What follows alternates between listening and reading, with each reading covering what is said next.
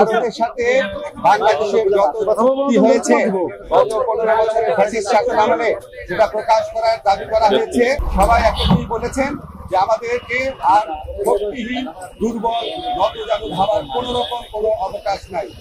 প্রথমে ভারতে যে বাংলাদেশ বিরোধী বিভিন্ন তৎপরতা চলছে, বাংলাদেশের উপর হামলা, বাংলাদেশ বিরোধী প্রচারণা, বাংলাদেশের অভ্যন্তরীণ ব্যাপারে হস্তক্ষেপ, এসবের তীব্র নিন্দা জানানো হয়েছে।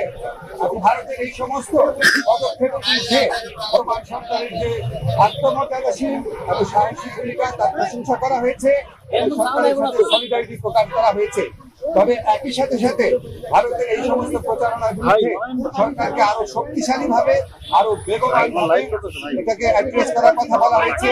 এবং এই জন্য প্রয়োজনীয় যে প্রবাসী যে আমাদের বন্ধুরা রয়েছেন, অন্য রাষ্ট্র রয়েছেন, বন্ধু রাষ্ট্র, তাদের সহযোগিতা, প্রবাসীদের সহযোগিতা, আন্তর্জাতিক সংবাদ সংস্থার যে সাংবাদিকরা রয়েছেন তাদেরকে এই দেশে ডেকে নিয়ে আসা, এই ধরনের নানান পরামর্শ দেওয়া হয়েছে এবং আমাদের কমিউনিকেশন স্কিম এবং ইন্টারন্যাশনাল লিগাল স্কিম পালনের পরামর্শ দেওয়া হয়েছে।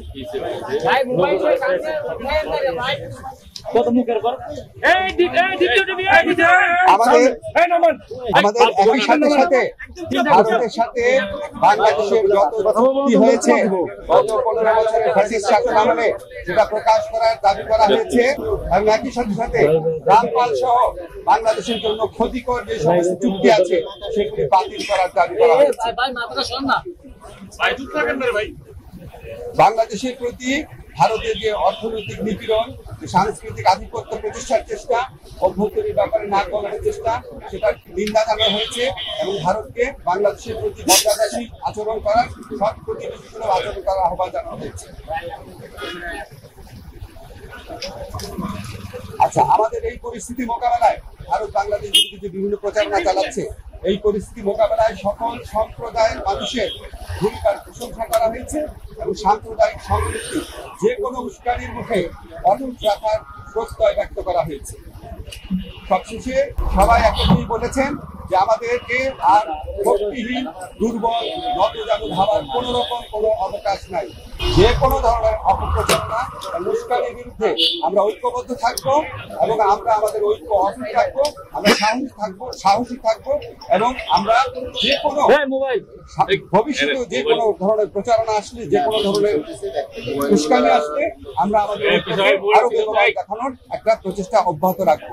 একই সাথে সাথে আমাদেরকে বলা হয়েছে, এটা প্রস্তাব আকারে আসছে যে আমরা যে গোটা জাতি যে ভারতের অপপ্রচারণার বিরুদ্ধে ঐক্যবদ্ধ রয়েছি, এই জন্য আমরা সবাই মিলে একটা সমাবেশ করতে পারি কিনা, সবাই মিলে একটা পলিটিক্যাল কাউন্সিল করতে পারি কিনা, এমনকি নিরাপত্তা কাউন্সিল করতে পারি কিনা, এই ধরনের প্রস্তাব আনা হয়েছে। এই সবার মূল সুর ছিল যে আমাদের মধ্যে থাকবে, আমাদের রাজনীতি ভিন্নতা থাকবে, অবস্থার ভিন্নতা থাকবে, কিন্তু দেশ সার্বভৌমত্ব এবং অস্তিত্বের প্রশ্নে আমরা সবাই এক, সবচেয়ে করে দেশ, এবং এটা থেকে আমরা কখনো বিচ্যুত হব না। বাংলাদেশকে দুর্বল, শক্তিহীন, নতজানু ভাবার কোন রকম অবকাশ নাই। এটা এই জাতীয় ঐক্যমতে, এটা একটা জাতীয় সমাবেশের মধ্যে দিয়ে, সকল রাজনৈতিক সমাবেশের মধ্যে দিয়ে এই বার্তা প্রকাশ করতে, এই বার্তা জানিয়ে দিতে বলা হচ্ছে।